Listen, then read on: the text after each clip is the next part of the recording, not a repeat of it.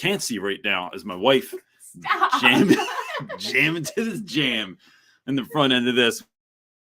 What's up, everybody?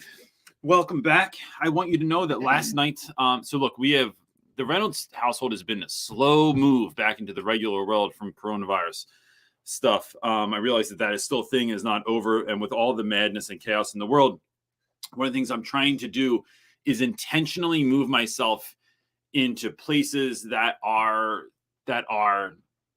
not just rest, but they are rejuvenating. And so I asked the kids last night, hey, look, you can go anywhere you want for dinner. We're going to go out to dinner. We have not been going out to dinner, and this is something that we really like to do together. So let's go out to dinner anywhere you want to go. So then that becomes a whole conversation. Do we need to put on real pants? And this is how long it's been since we've gone out. Dad, real quick, do we have to put on real pants? First of all, I don't even know what that means, as opposed to your imaginary pants. So Brody, my son, sometimes reminds me of, if any of you out there watch Bob's Burgers, it's the son from Bob's Burgers reminds me of my son most of the time. So then we go out to eat, and it was great. We had a great time. We had to get the kids re-assimilated back into like what in the world it looks like to go out to a restaurant and to like just how to roll. Forgot at how much they have forgotten, or what the age was when they have you seen those things on Facebook? Like I've seen, like it'll tell you like when the pandemic started, the age of like your child, like what grade they were in and what grade they are in now. Yeah. It's like such a huge difference. And I think I forget that the gap has been it's been years. You mean like, was it off-putting to you when Brody took his unrolled his napkin and laid it out on the table? Like, and I'm like, that's not what you do with it. Nah, Dad, this is what you, nope. Just like when the real pants thing, now we don't put napkins on the table. And then he kept feeling the table. He kept feeling it. He's like, I go, bro, what are you doing? He goes, it's just so smooth. So anyway, we then went out to and just went to a couple of stores and walked around and like bought some nonsense. But like, it was just it was a rejuvenating thing. And I want to share with you real quick 2 things I purchased. One was this manipulative banana that you can squeeze and you can stretch and you can do stuff with. And I just think it's hilarious. And I've had these before and they always get broken, but they're $3 at Hobby Lobby. And we're not affiliated with Hobby Lobby. I don't know if I'd want to be, but that was the thing. The other thing I purchased was this stretchy wrestler, man. And is this a real wrestler? No, but you can stretch him, you can pull him. And he looks like my friend Meeks that I work with. And so Meeks is in charge of school climate and culture. So I just want to be like, do I have to call Meeks? And then I don't know, there's 1,000 things. I was going to say, it just prompts a million jokes for you. It does. That's all it does. And it really on a Sunday when school was so hard last week, it's like, I want to just show up with this stuff because it really just makes me show up on Monday morning going, what can I do with this right now? Can I put googly eyes on it? Do I draw a face on it? Do I make a little hat for it? You know what I mean? Like, I don't know, but that's where we're at. These are your Sunday evening thoughts when everyone else has tons of questions in here. So let's get started. Yes. So if you've not been here before, my name is CJ Reynolds. This is Real Rap with Reynolds, and we're just here to help you be the teacher you're called to be. But we is not just the 2 of us, me and the not so secret wife over here. It's all the people in the chat. So let's just jump into it. Yeah. Our first question comes from Gregory, is asking, I've started in the middle of the school and having a hard time finding my teacher voice. Any suggestions? So I think starting in the middle of the year is difficult, but I'd say it's Greg, because I know you, we just call you Greg. It's always a tricky thing when that happens. I would say that most teachers that started the first year anywhere, might feel like they need a restart in the middle of the year. And so I think the advice I'm going to give you might come into play next year. You might start the year feeling like you were being one way and know that maybe not even mid-year, maybe Christmas, maybe 4 times that year, you've had to use Chris Carson's favorite word and pivot and figure out who you're going to be now.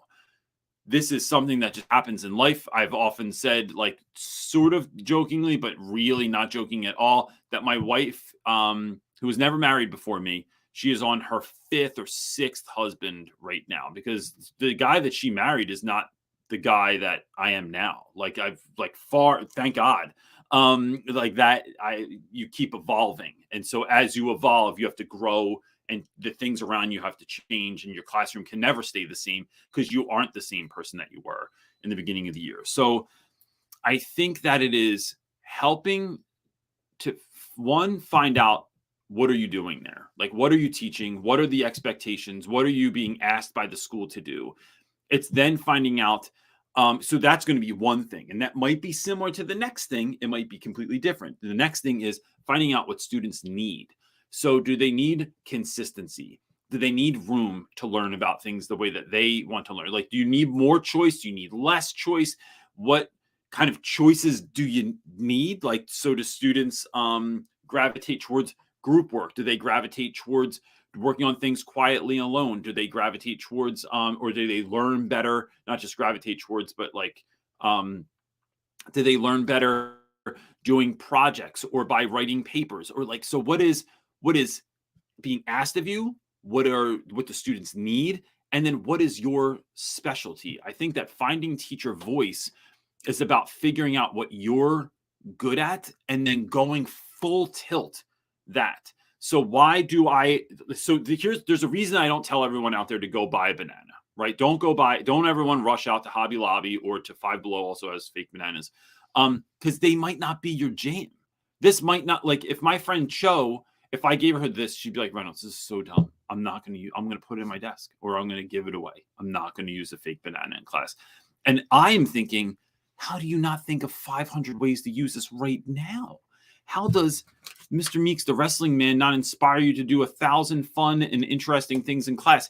Because everyone's teacher voice is different, and thank God that they are, because, you know, if the Avengers just had like 6 Thors, although my wife would love that. Oh. What was that noise it just made? I was reading something very interesting. Then, you know, you're filling in each other's gaps, right? Teachers together are like puzzle pieces that come together to create this full picture of what this could look like for children. So I think that's part of it too, you know. And then, Greg, to find some of that stuff out, it's going to take, I think, connecting with people you work with, if possible, connecting with them outside of work, because I feel like that's where real bonds become made, by like getting outside of work. And look, that could look like dinner, it could look like drinks, it could look like coffee, it could look like just taking a walk, right? Like just hanging out. So I think those are some of the things I would look into doing. And then look, the last thing I want to say about this is learn as you go. Make notes of everything. You won't remember anything next year, or you won't remember as much as you think you're going to remember, because so much is going to happen between now and the end of the year. So take notes, write things down, scratch things down, however you do it. I use everything from Word docs is where I really get stuff ingrained. I also use a platform called Workflowy, which is maybe one of the worst names of any program I've ever used, because it just sounds like baby talk. What are you doing? I do a Workflowy. And so that's what it makes me think of every time I think of it. It's ridiculous. I don't think of that. Well, now I hope you do. Nope. So I use that to just kind of like get things out. So it's about figuring out how you're going to organize your thoughts, but then organizing them, making notes, and then learning from what works and learning from what doesn't work to go into next year. What you got, dude? All right. Our next question comes from Jacob. Is asking, when my students are absent, they don't make up the missed work. I tell them what they missed and give them the time to complete it, but they just don't do it. Some things I just can't exempt. Advice? Yeah. So this is happening right now in school, and it happens all the time. Can you get that coffee, because it's going to keep beeping? Thank you, lady partner.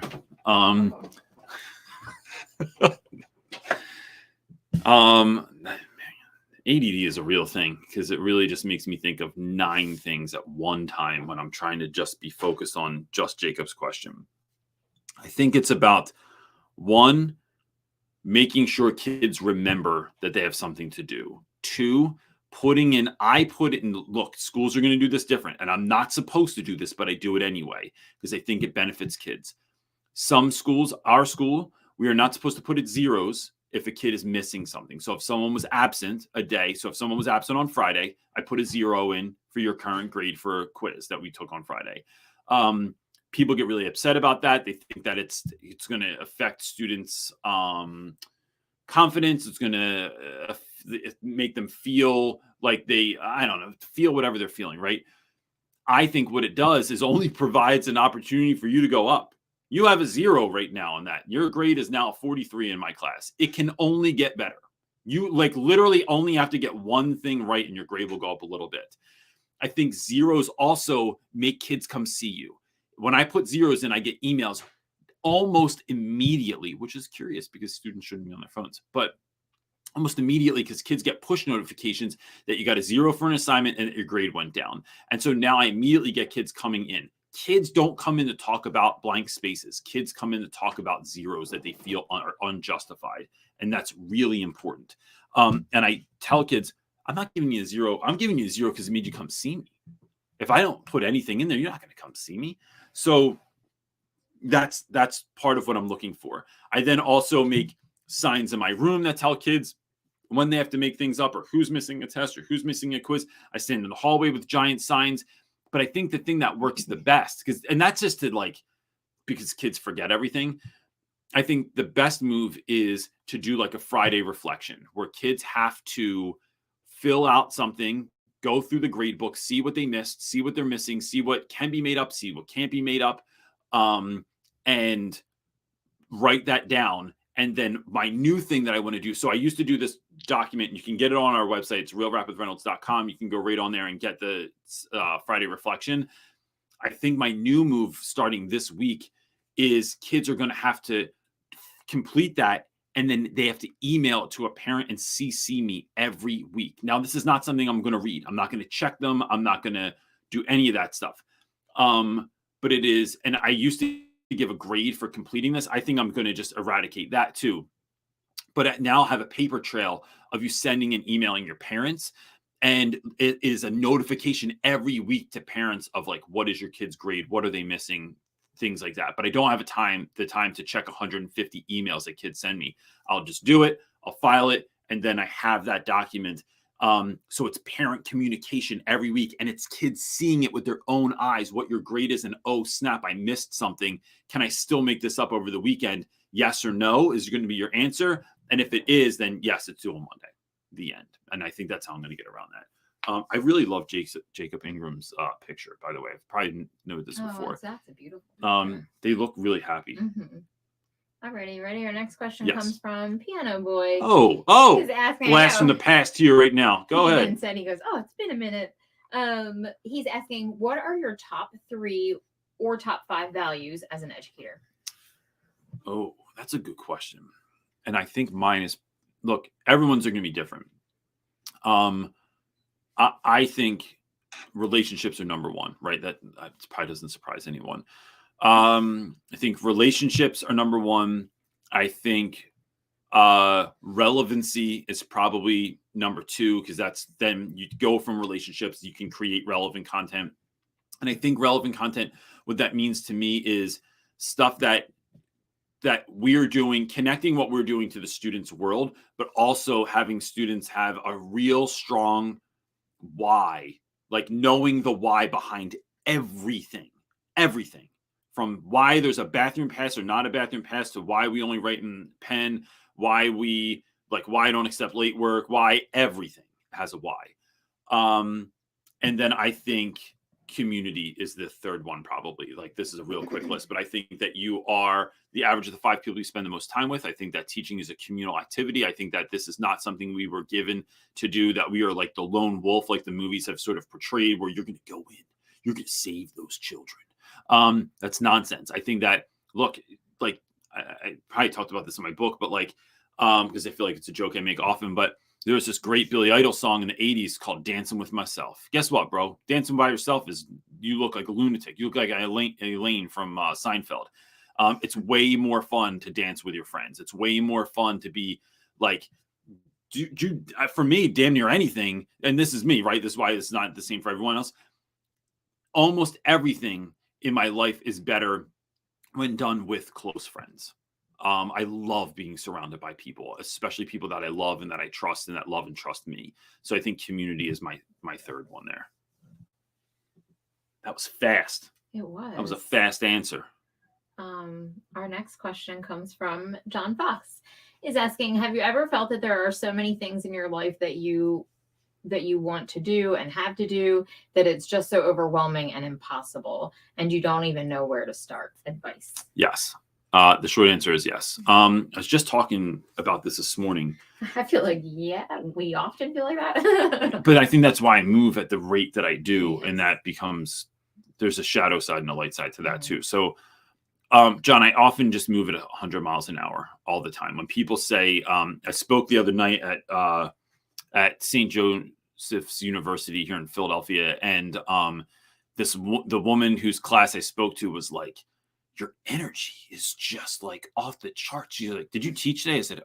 I said, we did. Like, I taught, then I did 7 other things. Then I came here and spoke, and now I will go home. And then I'll do something else.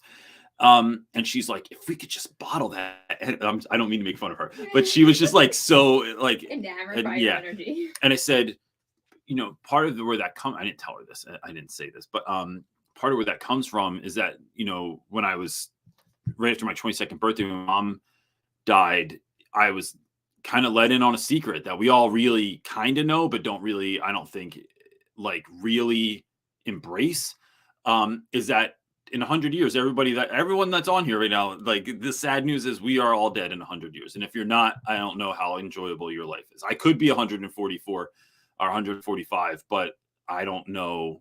That's a lot of diaper changing on my end. You know what I mean? Like, so, unless Cocoon is a documentary and not a fictional movie. But anyway, there's 3 people that got that. So since then, John, my life has been 100 miles an hour, because I know that it's like this, like Iggy Pop would say, it's like this lust for life, right? That it is this craving for, like, I'm going to get it all in while I can do it, because it's going to go away and I don't know when. And especially this year, I outlived my mom this year. So my mom died when she was 44. I turned 45, and that was a huge shift for me. So it's really trying to get all this in. So yes, is my short answer. How do I do all of it? I have to plan it. Tomorrow is my least favorite day of the week, right? Annie was wrong. I whenever my wife says, let's do it tomorrow, or how about later, I go, later is the worst time of the day. And I think there's a good side to that, in that I don't waste time. I get after it. I love doing stuff. I want to go now. I want to do more, but there's a shadow side to that too, right? Which is, of course, like, I have to be able to, and I think that also helps me live in the present moment, but, it's slowing down. It's appreciating. It is not just working in my garden, but enjoying my garden. That's something I struggle with sometimes. So it's really putting it on the calendar. So John, I would say that, like, if I want to spend more time with friends, which is something I want to do, right? This year's theme in my life is joy.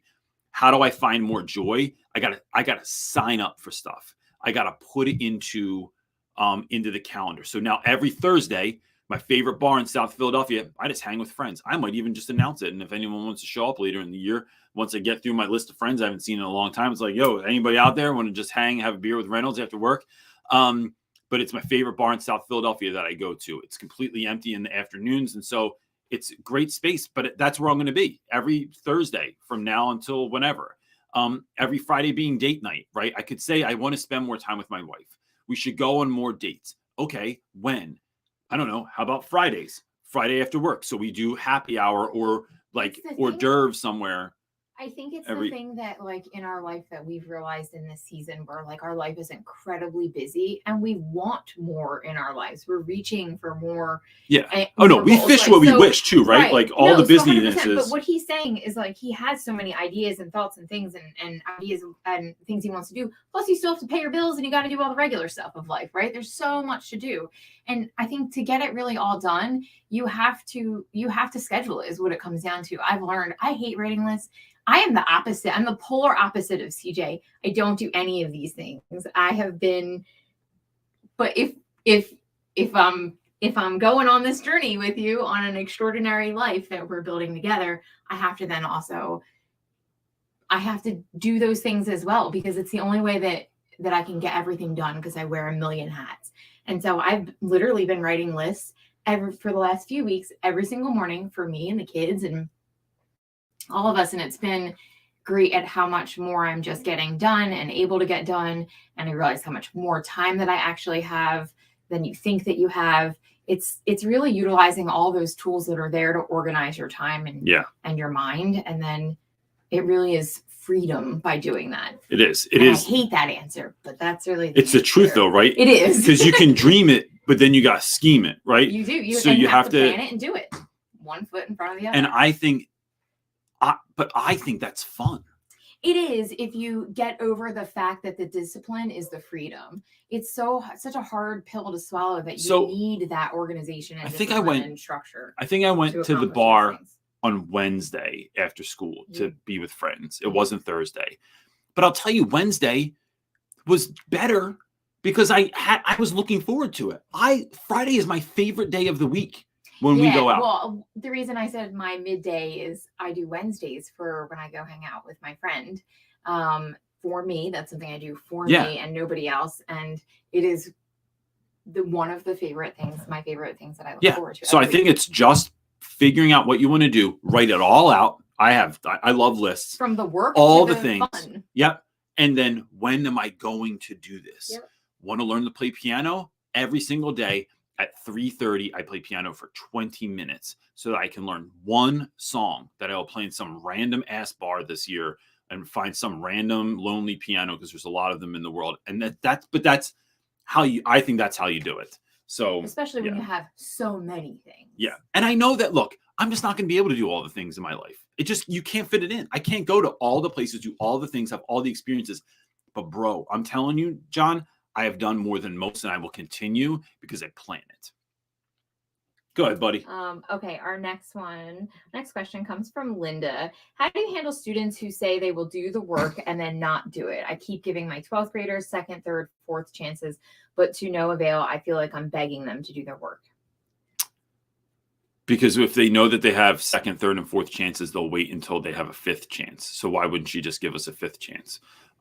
It's Parkinson's law. It says that a task will take as long as you give it.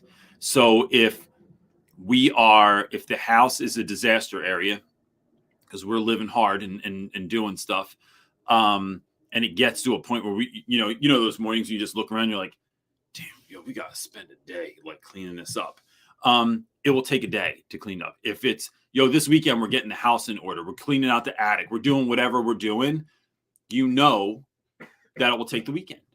But if you have guests coming over on Friday night and you just got done work and you have 1 hour to get things under control, it will take 1 hour. So why does it take 1 hour sometimes, and sometimes it takes 3 days? Because it's the amount of time that we've given it. That's why I don't do homework. That's why I don't do late work. This will be done now or it will not be done. And I want to help. And this is a weird word to think of when we're talking about kids, but I want to train my kids to live in the present moment. That when we do journal entries, you have 5 minutes to do this. At the end of 5 minutes, unless you were grappling with it, you were trying to figure out what to say, you were thinking about it, that's different. If you're screwing around, in 5 minutes, I literally will take your paper away. And if you don't have the minimum amount of what you need, then you're going to suffer the consequences, right? And so, because I want my kids to realize that when I say this is a do now, it's not a do later. It's not a do that tonight. It's not a do this afternoon. It's not a do whenever. It's a do now. And so I think it's really creating systems that hold students accountable, because look, they're young. Of course they're going to try and get away with more. Of course, especially 12th grade, you have no actual power in your life, right? So you are going to try to exercise your power, see what you can get away with, see how far you can get things to go. And that's what you're going to do. And we do this as adults too, but it's really just teaching kids. You teach people how to treat you. You teach people how to treat your class. So you teach them that, look, just so y'all know, I know that we've been a little fluent lately, and this is how you make the switch. You don't make it about you. You don't make it about, I'm tired of doing this. I'm tired of getting late work. I'm tired of you guys not turning things in. You turn it like this. I'm finding that you all are not having success when I allow late work to be handed in. I find that you all aren't having success when I tell you that I just need you to finish it by the end of the period. So instead, what I want to do, because I really want you to be successful more than anything, it's the whole reason I'm here, because education is only ever about students, is this work is due by today, tomorrow, in 5 minutes. After that, I'm not taking it, barring some extenuating circumstance. And I mean, like, your dog died and you love your dog like Reynolds, and now you have to go to Cancun for 2 weeks to figure your life out. It is really trying to get kids to understand this is about you, this is about your success, and this is when this will be due, and that's it. Now, look, they're still not going to do it. But then it takes you really saying, nope, that was it. That was the only opportunity. Like, now we're moving on. I think that that's what it takes. And look, understanding that kids are going to get mad, but they never stay mad. I've never had a kid stay mad in my whole life. Never, ever, ever. But it's what's best for them. Okay. Our next question comes from Kim. I am a white teacher of mostly Black and brown urban students. Sometimes they call each other the N-word or monkey. I don't like this language, but I know it's part of Black culture. Any advice? That's a great question, Kim. So my guys have reverted to, so the N-word has long since been a part of where I teach, but it's using the hard R lately. That is like really amusing to everyone. I just stop and we just have the conversation. Like, at least, like, here's what it is. Things are going to happen. Even things like, I mean, kids, like, everything's gay all the time, right? Like, this drives me nuts. We're like, everything is gay and retarded. This pencil is gay. Reynolds, this pencil's gay. Do you have another one? How do you know that pencil's gay? Did you talk to that pencil? Like, what sort of, like, we're just using kind of like, sometimes, I'm not saying this about every word that kids use. Sometimes we're using lazy language, right? Sometimes we use things like retarded, and it's like, can we just back up and just like, let's just hold a mirror up to what's happening right now. And sometimes that's not even to get kids to see that what they're doing is wrong. It's just getting kids to see that your words have power. And are we being mindful about what we're saying? Are we being mindful about the way we're using words? So, like, I remember seeing, I believe there was a show on Sundance years ago called Iconoclast. And there's a really great episode. You could probably find it on YouTube, where it was, I'm going to forget. It wasn't Toni Morrison. It was, oh, damn it. She's a poet, older Black woman who I'm forgetting her name, and she is iconic. Anyway. In education? No, in just the world. So she had a conversation. I'll try and think of it. With Dave Chappelle, and they were talking about the use of the N-word, right? And so she says, how can you use this so, like, she felt it was sort of negligent, or just like throw that word around. Maya Angelou. And so whoever said that, thank you. So it was Maya Angelou and Dave Chappelle, and Dave Chappelle talks about this idea of like, look, folks just took the word back. I mean, it's like, you can't use against me what I'm going to use against use for myself. So it got turned into like a term of empowerment. And he kind of walks her through this whole thing. And I don't think they walked away agreeing, but it's about having the conversation. It's about understanding what you're saying, what you're using, where this term came from. It's about unpacking some of that stuff. And look, I think that even as a white educator, I think it's, should you have this conversation? Should you not have this conversation? Should you tell kids what to do with regards to certain words and terms and things of that nature that are part of culture? I think that really comes down to, what is your relationship with those students? I'm not ever trying to pressure anything. I'm never trying to dictate a conversation. I'm trying to facilitate a conversation. And what I think that we're doing there is we're helping kids to not just say things because this is what we do. It's just having an understanding of like what you're saying, the repercussions that might have some people around you. And I'm not talking about like Black kids making white people feel awkward or something like that, but it is, I think it's deeper than that. It's learning things like code switching. It's learning things like, do you even know what you're saying? I think that to me, it comes down to the conversation. And whether that changes or not, that's a hard thing to kind of deal with. I think that's a school, it's a cultural thing. That's talking to other teachers, building that community out, talking to some of your the Black teachers that are in school, and having those conversations and saying like, what, like, I'm caught up in this. I don't know what to do about this. What are we doing, or what can be done, or is there anything to be done about this? But it's the conversation. And look, I think that some conversations are really, really difficult. They're really awkward. They really require us to be vulnerable on a level that we might not be comfortable with, especially in the work environment. But I think those are the most important conversations always to have. The level of difficult conversations we are willing to have with anyone is directly connected to our level of success in life. So if you want a successful marriage, learn how to have hard conversations. Want to have a great class, learn how to have hard conversations. Want to raise at your position, learn how to have difficult conversations. And so that's where I would start anyway. Okay, here comes our next one. Do it. Noah is asking, question for the not so secret wife. You two have mentioned the fact that you have left your job to homeschool your son who needs more from school than your local school was willing to give. See. Can you talk about that? Why did you decide to do this, and how has it impacted your own day-to-day life? Well, so in the short, without exposing too much of Brody's private information, he has dyslexia, which was the biggest factor that impacted him within school. And I didn't know anything about it. And it was just a really big learning journey. And as we started, once I learned about dyslexia and what that was, and to try and get him help, I turned to the school, and they just didn't do it. They just didn't want to. It costs money, it costs time, it costs effort. And it was the first time in my life that I realized, oh, this is how CJ gets students. I never understood why he had students that were 15 that read on a second grade reading level, or a first grade reading level, or a third grade reading level. It's usually one of the three.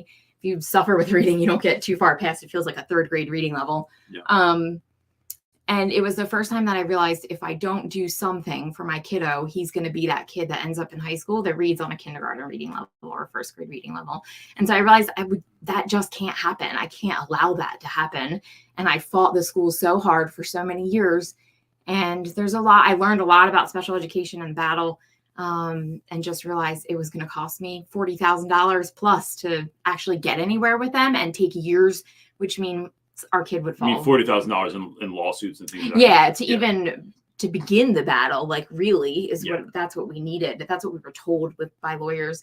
And so we just knew, like, well, I don't have that. And how do I do that? And how do we get them the help now? It's like, time is of the essence. And so that's really what propelled it. When we hit the wall with the special education director, the superintendent, nobody was willing to help us. We went all the way to lawyers, hit the wall, and said, well, we got to do it ourselves. And that's when we decided to homeschool, and really, to be honest, make a go of Real Rap with Reynolds, because that helps supplement the income for loss for me, like when I decided to stay home.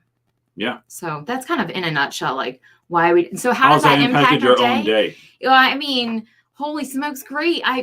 Greatly. I never get a break like I used to have during the day. I would get all my mom responsibilities done, I was able to do both in my job that I had, doing private home care for patients, but it's flipped my world upside down. I'm an educator. I have to be patient. I'm with my kids 24/7. Let me even add something to that, right? Because I think having a child with high functioning autism and severe dyslexia, you have to walk them through everything. You can't say, hey, go get ready for the day. Yes. It's like, I need you to do this, and then this, and then this, and then this. And then here's how I need you to do those. Yeah. So for the person that doesn't like lists, it is making lists on lists on lists and to make sure that you brush your teeth. Right. Like so it's a lot. It impacts my full day. Like my day is here and in my home, and it revolves completely around my family. So that's why those like times that I do get to check out and go to my friends that doesn't have any kids, and I can hang out and eat all the snacks that aren't good for me and do all the things that I don't like kids not to do. But that's really important for me. And date night's important. That's why our life is so crazy and busy that we realized we have to carve out those moments for us. Yeah. It's been a huge learning impact, but really great. And I'm honored to do it. And I I see how valuable it is for my kids. They're so happy, and I love that. Great answer. Okay, I don't know what's next because I was talking. So listen, I'm gonna get a puppet. Do you have anything? Since you don't want to be on camera, and I'm gonna just move it when you're talking. We could get a Gen I puppet. Yeah, that would be perfect. We'll get a little wrestler person. Okay, our next question comes from Zoe. All COVID restrictions have been lifted in the UK this week. How do I deal with the anxiety this produces? Holy crap, doesn't it? It's like, and look, is it Zoe or is it Zoe? I struggle with this. I'm just curious. If you could put that in the chat, I would love. Like, what's the pronunciation? Because I don't want to say it the wrong way.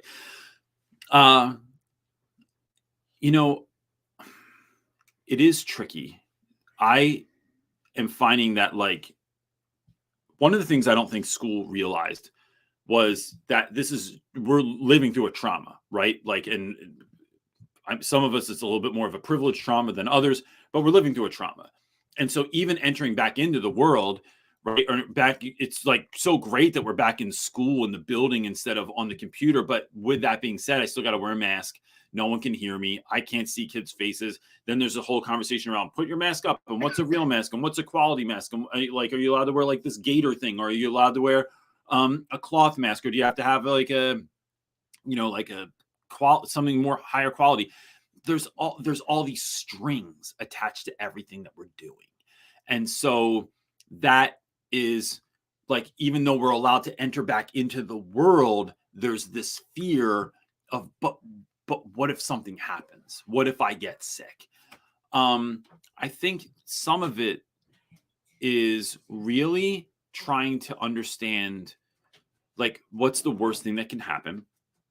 And so now, having had COVID, and what I'm learning now is that this might be part, like, my memory loss that I thought was just happening because I was getting older, might be tied to COVID, is what I'm kind of learning about now from my doctor. But like, but really, it wasn't that bad for me, right? It wasn't that bad, and nobody else got it. No, like, my whole rest of my family didn't get it, right? So it's like, it is. I think some of it is taking a step back and going, what's the worst thing that could happen? And look, that is going to change for different people, right? Because if you live with someone who has a compromised immune system, it could mean a lot to you, right? If you take care of your grandma and she, like, that could mean a lot.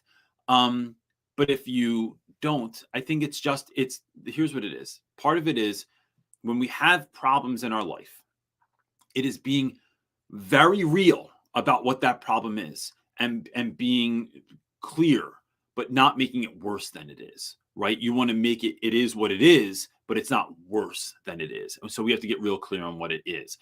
And I think, I'll say this. I got sick a lot when I was a kid, a lot. And so when I got older, I remember talking to a nurse friend of mine, and our boy Matt Feldman told me, he goes, yeah, don't want to get the flu? Stop touching your face and wash your hands.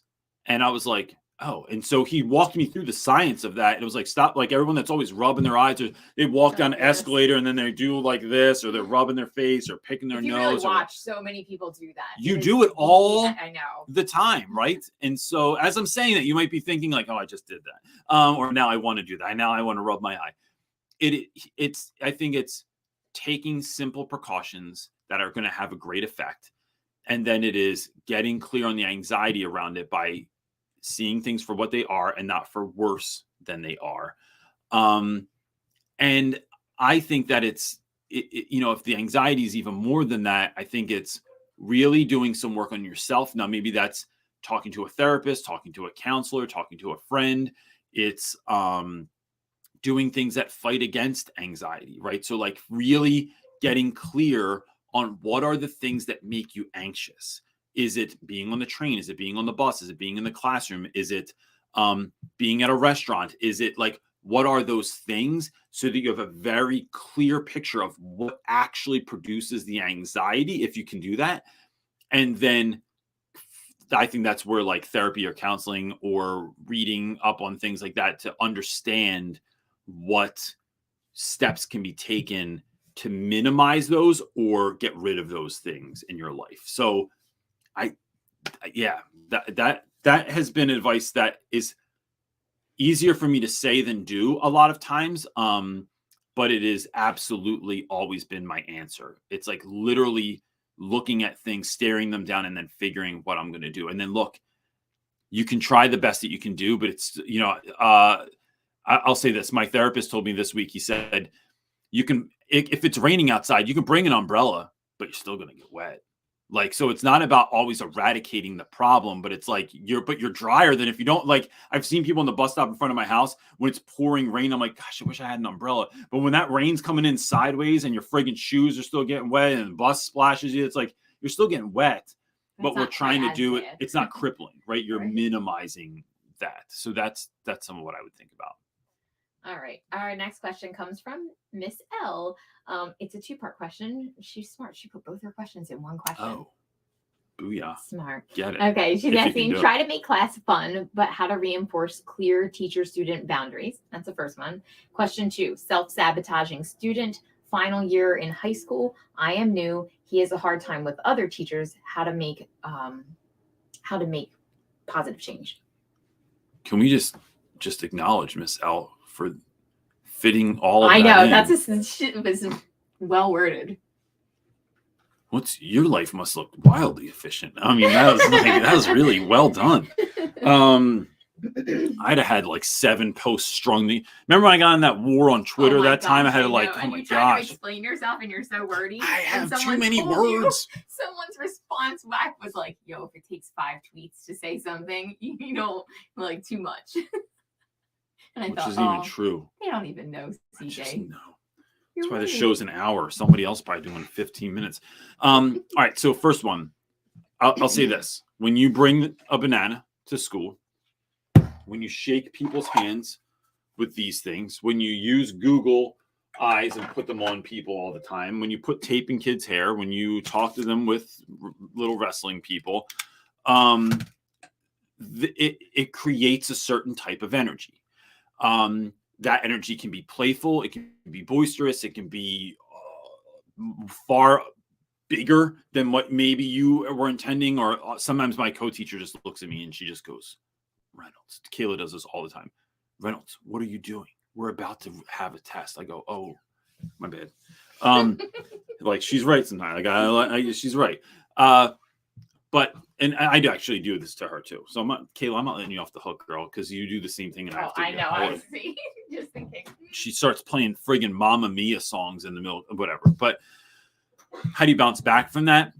You have to let kids know why you're doing what you're doing. We're not doing this. We're not having fun so that the whole class isn't a party all the time, right? There's stuff we got to do. We're here to learn. We're here to get through things. But if I can incorporate a little bit of fun, a little bit of silliness, a little bit of wonder, a little bit of excitement, a little bit of what was not expected.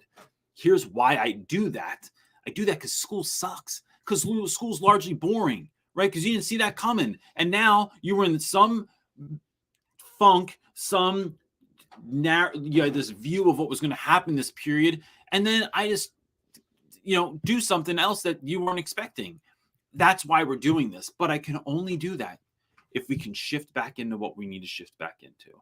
I can't do that. I can't light the fuse if I know that the firework is never it's just going to keep exploding and exploding and exploding and exploding and exploding. It's like, bro, it's one firework. It's the explosion. You didn't see that coming. Now let's jump back into our regularly scheduled program. I think that is where I start with kids, and where that's the conversation that I have. And then you're going to know. And the suck part is that sometimes you realize you can't do that stuff with certain classes because they're at a certain age, or they're a certain group or a dynamic or whatever. You realize you can't do that with them. And so you just do it with the other classes. I don't do funny stuff with all my classes. I have one period this year that, like, if I try to do anything like that, it's like I literally just woke up all the puppies, and now we're all like, you can't settle it down, right? It's so you have to tread lightly and just move through what you need to move through, with joy and with kindness and with love and all of those things. So it's not like a horrible place to be, but the wacky silliness can't come out. So that's that for me. And then student sabotage in senior year. Look, I'll say this. I don't know who that kid is, but I've dealt with a lot of students that deal with this, and there's always a reason. more likely than not, the reason I see is that it is so much more scary in your life to succeed at anything than to not succeed, right? So if you get hired for a job as a teacher, right, your first job, it would have been so much easier if you didn't get that job, right? You can just go back to working at wherever you're working at, right? You're working retail 9 to 5 or whatever, or like whatever it is that you're doing, that's comfortable. Moving into something that you're uncomfortable with because it's the unknown is horrifying. And so I think sometimes kids sabotage themselves because the idea of going to college and now I'm on the hook. Now I'm going to owe money. Now I got to get a job. Now I have to live a life. It's like, or I could just work at a gas station. You know what I mean? Like I could just, and not that working at a gas station is bad. I know I've gotten shit for that before, but it is what it's doing is whatever that student's potential is, whether that is, you know, you're working at a retail job, whether you're you are the manager of that retail store, whether you're the CEO of that company, like whatever your potential is, whatever it is that you've been given, whatever your calling is, I think it is having the courage to do what you can do. I think kids get scared about that sort of stuff. And look, adults do too. And so it's about helping kids to figure out that they have what it takes to do it. You know, one of my favorite stories is my guy, Joe. Joe wanted to be a nurse. Joe was going to fail 12th grade. And so he tells me one day he thinks he's just going to drop out. I'm just going to drop out, Reynolds. I don't feel like doing all this. It's too much stress. It's too much going on. I'm not going to be able to do it. Sorry if you can hear my dog chewing on this rubber thing right now, but it's what happens when he's happy. Yeah. But so I literally remember, like, in dramatic form too, like I clear my desk, right? Did one of those like from a movie, like cleared the whole desk. Joe, maybe you do want to drop out, but let's talk about this. What kind of life do you want to live? And so we figure out what life Joe wants to live, right? And we price it all out. And so let's also talk about, what do you want to do after high school? I want to be a nurse. Well, you realize that, so here's a nurse. What do you need to do to be a nurse? I need you to find this out. I need you to look up what are the qualifications that you need to do to even be able to become a nurse. So it turns out Joe does the research. You have to graduate from high school. You also have to have 2 years of a program that he could do at community college, but he could also do that for free if he plays his cards right, to become a nurse. What is the entry level salary of a nurse in Philadelphia? So we look at that. So we start putting pieces in order to say, first of all, this dream that you have is not so unattainable. But also what is happening now is that I don't care if you like high school. I don't care if you're stressed out. I don't care if you're freaking out about this, or if you don't like Latin, or you don't want to do calculus or physics. Stupid. Who cares? It becomes part of the game. So what's the game? Winning to you, being successful to you, is living this life that we mapped out, is being a nurse, and you have your own reasons for that. So play the game now, bro, and get what you want to get. So like graduating high school isn't about you liking anything. It's about you playing the game to get there. Having you wanting to go to college. Who cares if you want to go to college? Do you want to be a nurse? If that goal is strong enough, you'll do 2 years of community college and go through the program so you can do the work that you want to do.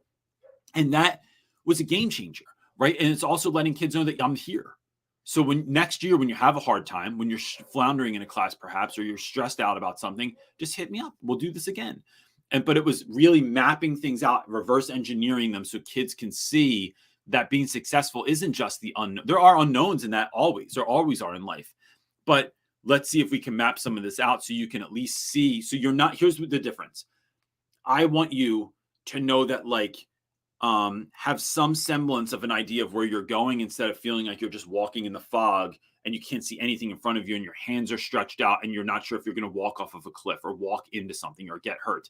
It's like, let's give you a flashlight to try and help you navigate this, and a map. And it's not 100% clear, but it's clearer than what it was. I think that helps kids to move forward. I have a question, because I feel like that really spoke to the self-sabotaging part of the student. But what about when they have, how do you help when they only like you and they don't get along with all their other teachers, or like, so they're successful in your class but unsuccessful in all the, so when I think of a student like that, you know who comes to mind? Who? DJ Dirty Kev. Because I remember you saying like everybody coming to you because you just were so successful with them and loved them so much, and everybody even knew that you were, all the other teachers knew that you were successful with them, but he struggled with a relationship with all the other teachers except for you. So how do you help with that? I think one, it's being a resource. It's not trying to pivot yourself as like the only connection point for a kid, but like what I would tell teachers is if you have a problem with Kev, you got to come talk to me. And Kev's mom knew that too. Like, and so, you know, and she helped and hurt my goal. And I've told Kev's mom this before, because I remember teachers at conferences would ask his mom, they'd be like, well, why doesn't he do this in Reynolds class? He doesn't act this way in Reynolds class. He does the work in Reynolds class. And his mom used to say, but you're not Reynolds. And I'm like, although I appreciate that, that's not helping the situation. It is, because I'm not trying to look at like I'm better than. Everybody has a kid they connect with that not everyone else connects with. I have kids this year that I don't connect with, that drive me crazy, but I know there's other teachers that get down with them 100%. How do you build that community? So it's about using one another as a resource, building a community in which teachers are leaning on one another to help students, and then also having a conversation with that student that this is not doable. And I had this conversation with Kev all the time. I don't care if you like someone. I don't care if you like their class. That, like, it's the game of life, bro. Think about what you actually want to achieve. Are you going to let that person get in your way? Are you going to let Latin get in the way of you living your dreams and taking care of your mom and having the money and the house and the life and the joy that you want to achieve? That you're going to let that get in your, bro, what?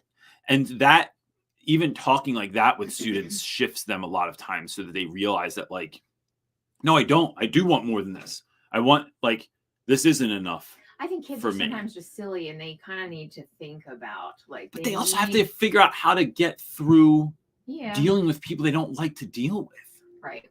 That is I don't want to, like, this is such a parent move, right? Like, it's a part of life, but it really is. I know. And do you remember that you said that to me? I did not like Birdie's kindergarten teacher. I thought she was very brash. She didn't have children. I was just so scared for my little guy who didn't talk at all, and she was just not real curt. we didn't jive, and so I really wanted to change his request to change. And I remember you said, well, Birdie's gonna have to learn how to get along with people that just either don't like him or don't understand him.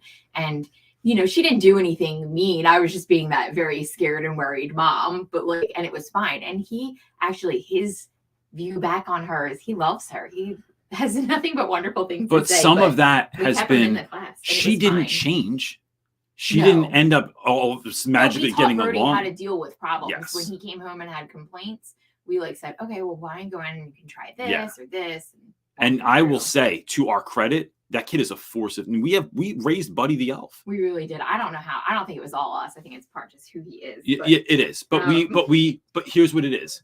Everybody has that stuff. So this young man or young woman that they're talking about, that Miss L's talking about, has greatness locked inside of them. Sometimes you need help getting that open. Sometimes you need someone to show you your greatness so that you can live it out. Yeah. And there's it's like our pastor always says that there's a you inside of you that you haven't met yet. And so we need help unlock kids sometimes. That's what we're there for. And just hold a mirror up to their greatness, because Brody was always had the potential to be great. Yeah.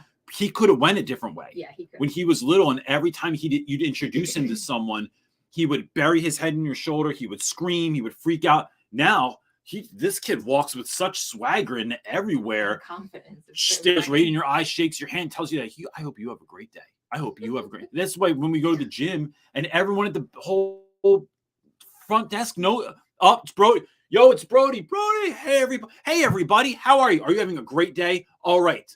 I hope you have a great night, and I'll see you later. Then when we leave and they have their obligatory, hope you had to go work out. Brody goes, we did have a great workout, and I hope you have a great night, right? Like, that's the shift. But you have to help kids unlock that sometimes. They don't know what's inside of them. Okay, next question is from John Lopez. He says, question, if you, and I love his questions, and this one does not. Keep going. Okay, if you had a case of intentional flu next week, what would you like to do and why? Oh, listen, John Lopez. There needs to be a shirt that says intentional flu or something like that. This is like, that's such a, it's a Lopezism. I had a case of the intentional flu. I feel like I'm going to get the intentional flu on Wednesday, Lopez. I already talked to my wife about this. I just feel it coming up. It is, for me, here's the thing, John, I have a real hard time spending money on me. I'll spend money on my students. I spend money on my wife. I spend money on my kids. Reynolds has a hard time giving to himself. And that's a whole nother thing. That's another, therapy with Reynolds, maybe podcast. But like, for me, it's about learning how to love myself and treat myself. And so on Wednesday, what would I do? I really need a massage. My lower back is really tight. So it's like going and paying for that and doing that. It is getting out of my house for the day. There's a lot of work that I need to do. I have a talk coming up next weekend that I need to just get prepared for. And it's a keynote for like all these graduates from a local college here from Rutgers University. And so it's getting ready for that so that puts me in a good space. But that means like going out somewhere and like sitting down like a coffee shop or something like that and like eating something delicious for lunch and giving myself the time and space to be able to do that, getting a good cup of coffee, like and I think it's finding ways to rejuvenate myself. So I think that's it. And then I think on Wednesday night, we're talking about going to a movie. My wife and I rarely go to movies alone, but we always go to the same kind of movie when we go to movies. And that is mindless action films. And so Uncharted, I think, is going to be the move on Wednesday night. And it'll probably be us and a bunch of 15-year-olds. Well, actually, no one. There will be no one else there on a Wednesday night. But I think that's the move this week. Awesome. It'll be sick. Wait, that means like I get like a double Wednesday if I'm gonna go hang out with my friend earlier, and then I get to go do that. It's like that's too much self-love. You're gonna explode. Day, midweek. What am I gonna do? Woo! Okay, wait. Here's a fun question from Maisha. Got it. She's asking, have you gotten into the Wordle craze? Nope.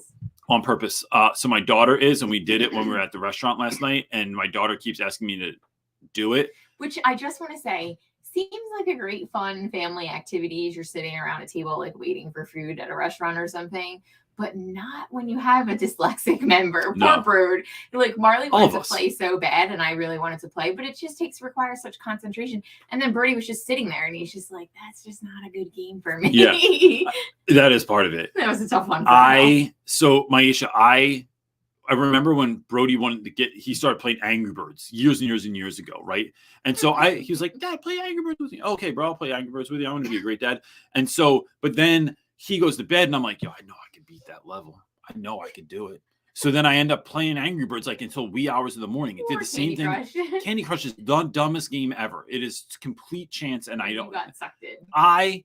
Hardcore. This is a good game. I play Candy Crush at work. This is a good game. This is a good game for your brain. Yeah, shame on you. Yeah, but I have I know me. I know. And I have a tendency, like, look at when I start playing. But you can only do one a day. That's the whole beauty of this. Yeah, I'd find something else to get the fix on. Well, Marley grabbed my phone. She goes, here, you do it on your phone. What was I doing right before we came on the show tonight? I know, playing video games. Playing Fortnite, right? I am a grown-up. I play Fortnite by myself. I have my own headphones. I'm like... No, this is how you know it's really hilarious and kind of shocking. Brody is playing Fortnite with his friends upstairs, and you are downstairs playing Fortnite all by yourself. Because that's what I do. I get real into stuff, and then I want to do all the achievements and achieve all the levels, and it's like just what I do. So no, I can't do it. Even if my students are into that one, I have talked about it. I know about it. Sometimes that's it. Sometimes it's not doing the thing with kids. It's knowing about the thing enough that you can talk about it. But it gets weird. Okay. All right. Let's answer just one more. Yeah. Two more. Whatever. So bad with vowel teams. So forgive me. I don't know how to even begin to pronounce your name. I'm just going to say, question. I'm about to be a science teacher for middle school. Could I have a pet snake in the classroom? Of course. Fun. Yeah, I would think so. I would check with your school, but because what happens to that snake over the summer and Christmas break and stuff like that? Like, can you take it home? But I've long since wanted a classroom pet. I am envious of those schools that have like dogs for trauma in the classroom that just like walk around and everyone knows the dog. I think that's amazing. We toured a special ed school for Brody, and it had a dog, a therapy dog. Yeah. How much better would Maisha's day be if she could bring that amazing dog with her? And how much better would the whole class be if she just had the dog? It'd be amazing. All right. Are you going to keep going? No, I'm good. Oh, okay. Let's do one more. Cheryl's asking, I recently watched a teacher do an introduction to Antigone. Thank you. Which I'm starting tomorrow. And he basically told students everything that happens in the play. What would be the benefit of doing this? So I think, look, sometimes that can work, right? Like the chorus in the beginning of Romeo and Juliet tells you, look, two star-crossed lovers take their lives. Like, they're going to die at the end of the play. And then you get to the end of the play and you're like, but no. Or every year that we read of Mice and Men, every year somebody tells everybody what happens at the end. And it's like, bro, just be quiet, right? It's like, there's a Simpsons episode. I know like 4 Simpsons episodes, so it's not like even my thing, but like there's a Simpsons episode where Homer Simpson went to go see Empire Strikes Back and he walks out of the theater and there's a line like a mile long of people. And he's like, I can't even believe that Darth Vader is Luke Skywalker's father. And it's like, you just ruined everything. So I think the value maybe in doing that to some extent is kids think it's going to be boring. Here's an ancient Greek play from a gazillion years ago that is weird, right? Like Antigone and Oedipus are weird ass storylines. I want you to believe that, like, so it's like when you tell kids you're reading Shakespeare, right? But they think they know what they're going to read. But if I can go, no, bro, you don't even know what's about to happen. Like if you read Titus Andronicus with your kids, like that is so vile and violent and crazy. It's like, this is some of what we're getting into. It's almost like giving it like a preview or a trailer. So you don't know everything. So I wouldn't tell everything, but I think there's value to like listen, this is going to happen. Someone's getting their hands chopped off and their tongue cut out in this play. And the kids are like, what? Yeah. Someone like you're going to kill your own family member. You're going to forsake everything for just for the girl that you love. Like it's trying to get kids excited about it, I think, is the move. But like telling them everything, like, I don't know that that's the move. You'd have to ask them, but it sounds like an idea that I wouldn't use. I wouldn't even say it's a bad idea. I'm going to keep going. Just do one more. I'm feeling it. Feeling fired up, wife. All right. Next one. Question. Do you think that interdisciplinary projects worth it, considering that some students might take a lower level course than the rest of the class? So if I'm understanding this right, interdisciplinary projects, I think yes.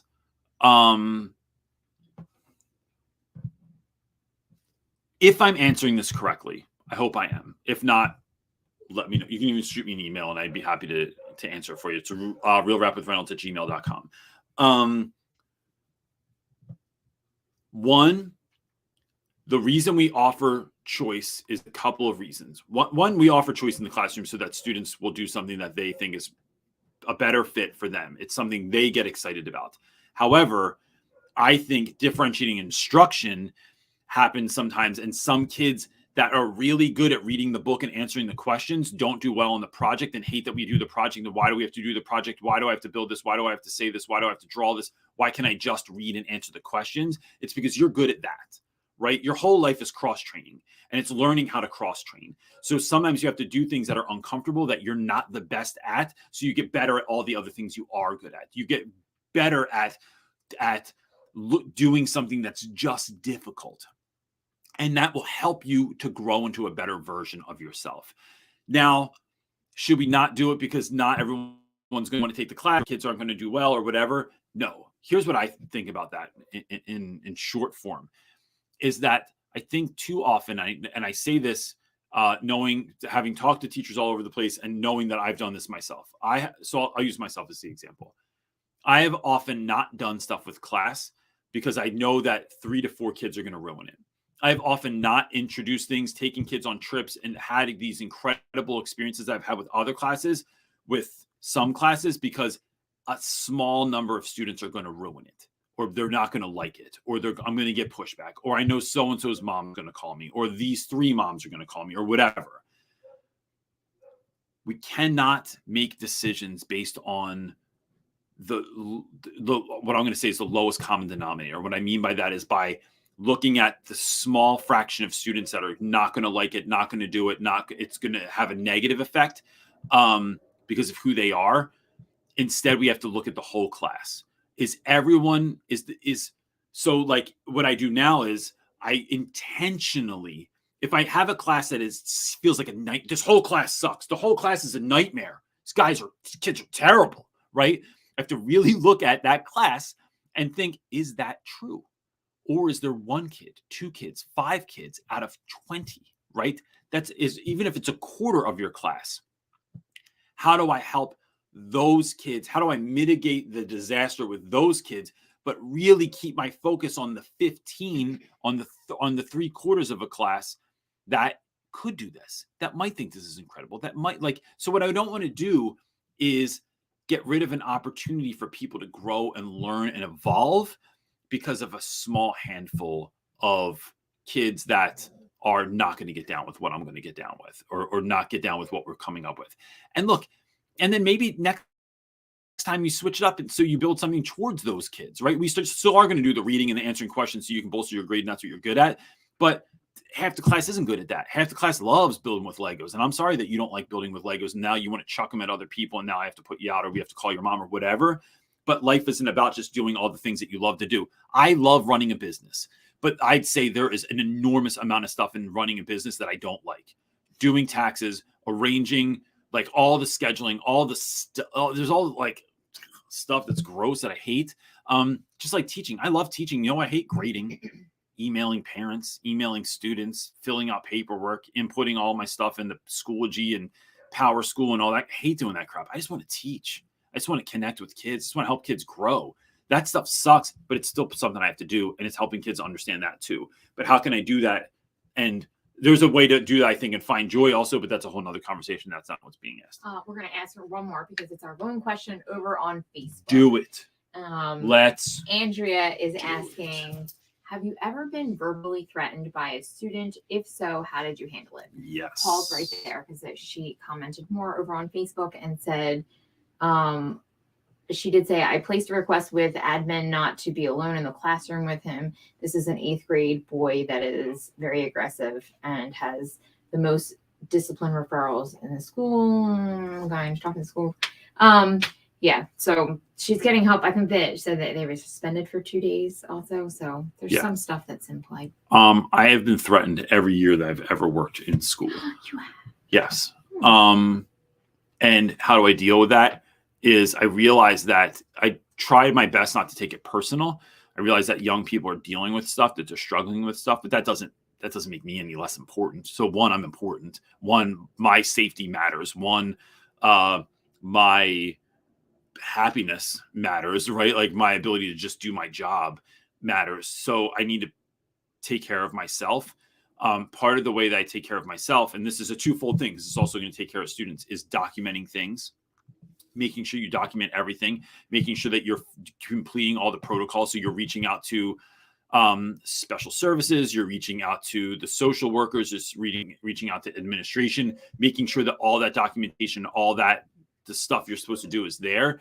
But I think what that also does, the double side of that is that it's protecting kids, that you are you're not like, when I reach out to someone, it's never to like just get a kid in trouble. Like, I don't care about someone getting in trouble. I want them to learn and grow, because getting them in trouble, all that does is they're just going to come back and be more trouble next time, or tell you that you're a rat, or you called my mom, or I got detention, or whatever it is. It's like, I don't want you to get detention. I think detention is so utterly stupid. And this is a whole other conversation, to have kids being punished by sitting in a classroom quietly for an hour. Who the hell? What does that do? Nothing. There's like 99% of kids are going to keep doing what they're doing, and they don't give a crap that you put them in a room alone to sit there quietly. Like, that's not enough of a punishment to not do something anymore, right? So it's not just about being punitive. It's about helping to correct the behavior. It's about connecting kids with resources that are going to help them figure their stuff out. Because I know you hate me, but it's not that you hate me. It's you don't like this thing that I'm doing because it's triggering something in you. That's what it has to do with. And so I have to be mindful of my behavior, making sure that I'm not doing stuff just because I'm pissed off, making sure that I'm not giving you a 0 just because I don't like you, but saying, no, you have a 0 because you were cheating or you were talking on the test or whatever. You're no longer allowed to retake this. It's holding kids accountable to things. But then when they have a certain reaction to that, that you're sure that they're getting the help and services that they need. And so when we document things, we're not just documenting and covering our ass. We're documenting it so that we are now putting this on the people that need to be taking care of this and doing it. It's not doing it yourself. It's not doing it some grassroots backwoods. I don't know what that means, but like grassroots or like sort of way where like, I'm not just going to go to my friends and we're all going to get together and figure out how to help this kid. That is important, but it's also doing it like making sure that you are checking things off that you need to be doing so that the kid is getting the services and the help that they need to be able to do that. And yeah, so that's how that works. Got it? There's a million more questions and I hate not answering them all, like always, but yeah. But let me say this on that end too. If you feel uncomfortable around a student, this is for anyone because of whatever. It's violent threats. It's them inappropriately being like sexual or the relationship is awkward or whatever, right? Don't just grin and bear it. You're important. Put yourself out there, but like make sure that someone knows about it. Don't be in the classroom alone with that child. Just walk out. It's about learning boundaries and saying no, and knowing that saying no is protecting the child, but it's also protecting you. And you shouldn't have to show up. Look, it's part of the deal, right? Like I'll just say, like it's part of the game. We're dealing with young people. They're growing and processing and becoming the person they hopefully that they dream of being, but it is about helping them to do that in a safe way without putting yourself in harm's way. I think that's important to remember that you are important. Don't let anyone tell you otherwise. So with that, look, gang, if you need anything else, you can reach out to us on social media. We're on everything damn near, or you can go right to our website, right to realrapwithreynolds.com, where you can get links to everything. You can find out about speaking engagements and get the book and find out about mentoring and having me speak at your school, whatever it is. All the stuff is there as well. And that's it, gang. We'll be back next week, 1 p.m. Eastern Standard Time as usual. And look, real quick, thanks to everybody that's a part of this, like in the chat, people that are helping folks out, people that show up every week. I mean, like it really means everything. You might think you're playing some little small part or whatever, or maybe you're just bored and you're laying on your couch, but it really means something and you don't know how far what you're saying or what you're doing really goes. You really don't. I can't even grasp that. It's like, but like saying something nice, doing something nice, showing up for someone every week, it really is, you're changing the world. So thank you so much. And we'll see you next weekend. Peace.